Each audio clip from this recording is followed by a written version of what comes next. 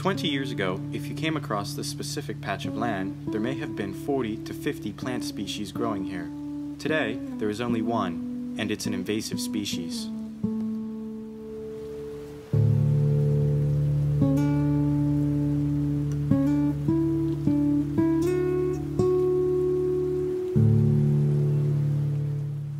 An invasive plant isn't native to a specific ecosystem.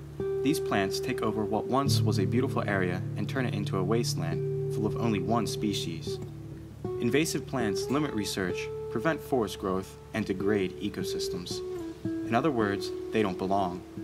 Invasive species have been plaguing the Gordon Natural Area for some time now and have already taken over the wetlands section of the area. Along with these struggles, the Gordon Natural Area is subject to runoff from the town and the university. This runoff leads to bank erosion, causing a strain on the local ecosystems, and creates problems for researchers in the Gordon Natural Area. Originally, my salamander study was going to include semi-aquatic species instead of just the terrestrial redback salamander. But because of the stream morphology, it's got very high, steep banks that's most likely caused by extreme runoff from the town and the school. The runoff from the town and university limited Steve's study immensely.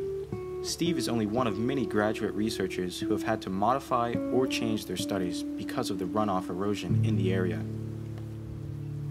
Deer overpopulation is another huge problem in the Gordon Natural Area. The deer prevent the growth of new trees in the area mainly because they eat the leaves of the smaller and younger plants, but also because bucks tend to use small trees to sharpen their horns. These activities by the deer are usually a natural part of life, but because there are so many deer, tree growth has dropped dramatically. Although Westchester University has attempted to stall these problems in the upper section of the Gordon Natural Area, the 2-year funding contract will soon expire, leaving the fate of the natural area in the hands of volunteers who are struggling to find the time to help as it is. The Gordon Natural Area has been a great asset for the local community, as well as an excellent learning resource for university courses.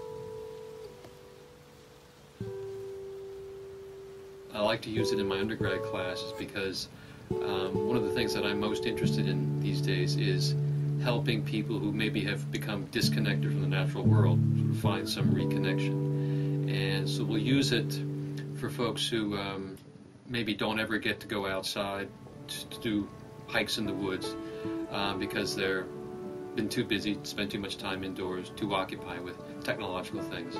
So we'll take classes down there and use it as a way to reintroduce them to the natural world. The Gordon Natural Area needs permanent funding to be fully protected from all of these elements and to continue being a learning resource for classes like Dr. Morgan's. There are many ideas being presented as to how this funding may be effectively put to use. The funding can go towards the hiring of employees whose specific job description is to counter the growth of invasive plants in the area. This would prevent the spread of invasive plants, keeping the fragile ecosystem intact and allowing more accurate research to be conducted. Another option is the creation of a drainage system designed to funnel the runoff from the town and school away from certain portions of the natural area. This would prevent erosion and allow more species to live in and around the banks of the river. Also, the funding can go towards maintaining a fence built in the wetland area designed to allow trees to grow to specific heights before the deer can damage or eat them. This fence will lead to a more stabilized ecosystem, ensuring that any new trees being planted in the area can grow to their fullest potential. Westchester University was the first school in the PA State higher education system to receive a Leadership in Energy and Environmental Design Silver rating for our Music and the Performing Arts Center, New Swope. If Westchester is making steps to become more green throughout our campus, why would we not protect the greenest area we have? Let's preserve the Gordon Natural Area by providing permanent funding to combat invasive plants, prevent runoff, and protect the ecosystems. Let's provide an area of learning and research for students and an area of recreation for the local community. Let's truly go green.